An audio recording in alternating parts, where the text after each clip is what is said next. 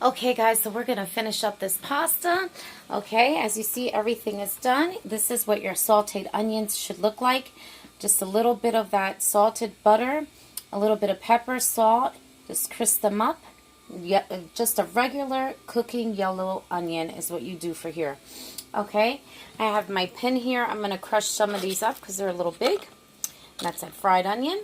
I have my little hefty little tool here for my butter here that I'm going to spread all over very quickly, all over my pan. So this is salted butter, y'all, just a little piece of stick of butter. I would say a half a tablespoon of butter. Just smear it all in there, make sure the edges, and the butter does give it a nice crisp as well when you do pasta like this and layer it up. However, before we start this, I wanted to show you the beans are looking so delicious, of course. And the reason why I'm quick going back here is because I have an extra. I don't like food to go to waste. Anybody who knows me knows I don't like when food goes to waste. So I have a yellow vine tomato, a red vine tomato, and a piece of that orange vine tomato from the other day when I chefed up those steaks, right? So I don't want them to go to waste. And I also have a half a pepper here. So guess what? This is perfect to add into a dish like this when you do a hefty bean soup. Tomatoes, it just basically sizzles down into a nice sauce. So what better to do but to stick it in there with that half a pepper. All right, so I just wanted to show you, these are simple things you can do in your kitchen, just, you know, to give your dish an extra hefty, hearty taste. Just let it rock out pretty much, and that's what I do. All right, so we're going to just turn that up just a little bit. Yeah, so I said, you know what, because I'm in the middle of doing a lot of things in my kitchen. I'm like cleaning things out, my fridge and everything. So I'm like, you know what, no, these bad boys are going up in here. Because those vine tomatoes, they get like real soft quickly. So, you know, so I almost forgot I had those in there. So we're going to go ahead and throw that into that soup, that beautiful, delicious, mixed up with all the delicious meats and everything else. Can't wait to have this nice plating set up. All right, so let's get back over here. All right, so the first thing you're going to do, and I'm going to try to sit you right about there. Okay, perfect. Let me shut this door just a little bit. I don't know, maybe not. Yeah, my son back here, my kitchen's in the back, so it's kind of going and coming back here. So the first thing we're going to do, I'm going to just go this way. Yeah, better. All right, so I'm going to go ahead and start crushing those lovely fried onions. And you really don't even have to roll this. I mean, you can if you want to, because these crush very easy. All right. So I do that to get that in-between crunch in my pasta. And then I use the bigger pieces as is on top to give it a beautiful, nice extra crunch, along with that beautiful presentation as well. So that's pretty much what it's going to look like, nice and flatty. So the first thing I do is I add a couple of those pieces actually in the bottom of the pan. And they stick really pretty. Gives it an extra crunch at the bottom, the top, and the middle. You want all that good crunch, right? All right, so that's the first thing I do. And then I add in my pasta. Okay, so I'm just going to grab a few here. And we're going to go as we go, right? Okay, so just give me a minute. I'm just grabbing a bowl full of pasta so I can throw in this bad boy. All right, so let me push this up, turn this over so you can kind of see. And like I said, leave some of the starch into that pasta. Trust me, it makes a difference. Okay, I do all my lasagnas like this. Any kind of pasta, I always leave some of the starch in. Okay, so we're going to jump over here, back here, and we're going to start adding some of the cheeses. So we're going to go for the sharp cheddar cheese. Okay, we're going to go for that first in the bottom. We're going to go for that Parmesan's cheese. So pretty. And then we are going to jump over here and get those onions, okay? Look how beautiful those onions look. I don't know if you could see them because I know my lighting is not that good. But you want them to a crisp. So I just take a couple pieces and just all over, just spread all over so it gives it that nice little crunch. All right, and I just use a half of cooking onion for this dish.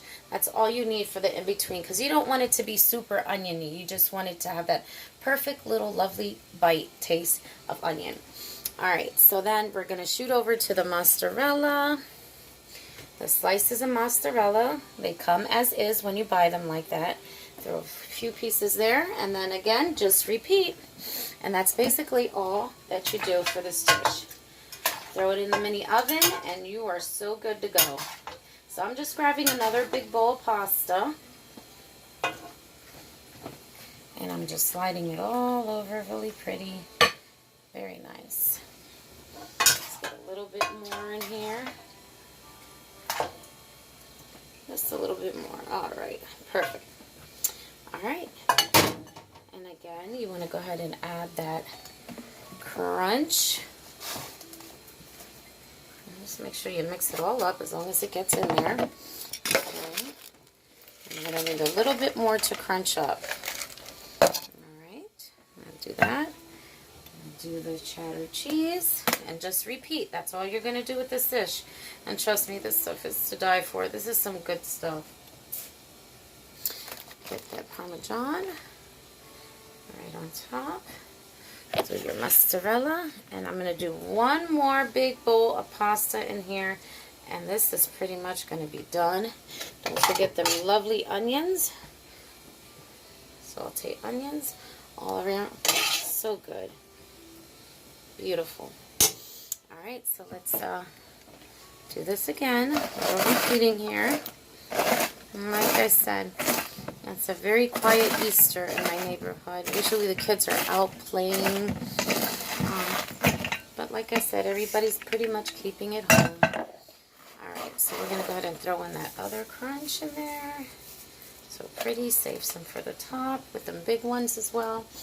And then we're going to do another bowl of pasta. And this is done, y'all. Ready to go in the oven. So beautifully. And like I said, even if my dad doesn't make it, you know, I just got to understand he's getting old.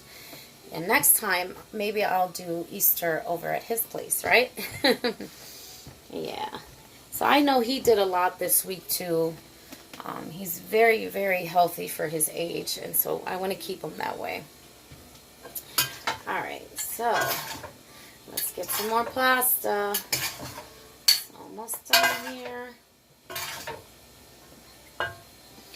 Alright, and that's pretty much it. There you have it. And again, push down. Don't be afraid to push down on that. You'll see me doing that a lot in my lasagna because I make sure this bad boy's loaded. Alright, so let's stick the rest of these crumbs in there with that lovely fried onion. Okay, and we're just going to put a few big pieces on top, not much. Okay, cheddar. Oh, that cheddar cheese smells so good, especially when you grind it up. I love cheese. You can really smell that cheesy smell. Alright. There we have it. And then Parmesan. Yeah, this is all going to be so hefty. Lots and lots of cheeses. I use this whole cup into this dish. We'll save that for the top. Alright, and we're going to go for those last pieces and beautiful, lovely pieces of that mozzarella slices. And just, I'm going to break these apart to make it spread out a little bit. Why not? Alright, there you have it. And last but least, don't forget the rest of those sauteed onions. And I hope you can see that. I'll bring it up. I'll bring up a close view of the whole topping of this beautifulness. Alright, there you have it. Put this in here.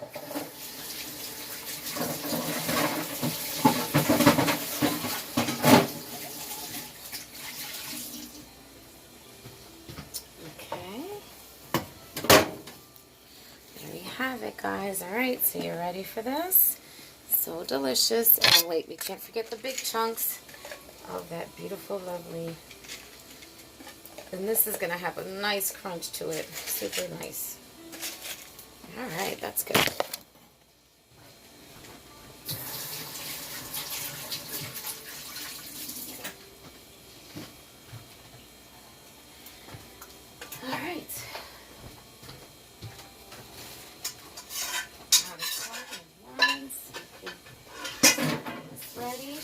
switching up a little bit here. Alright guys, ready? There you go. Alright, look at that. Beautiful, beautiful, beautiful, beautiful, beautiful. And you see the side of it, it's loaded up, very pretty. Look at that. And that's what you call a perfect dish. Alright, so all we're waiting on, and look at those peppers floating on the top with those tomatoes. Oh my God, and all that goodness, the beans and all that mixed up ham, smoked ham and everything at the bottom. So delicious. The plantains, everything. Now take a look at that. And that's ready to, when I come back, to add that kale and add all those other ingredients as well.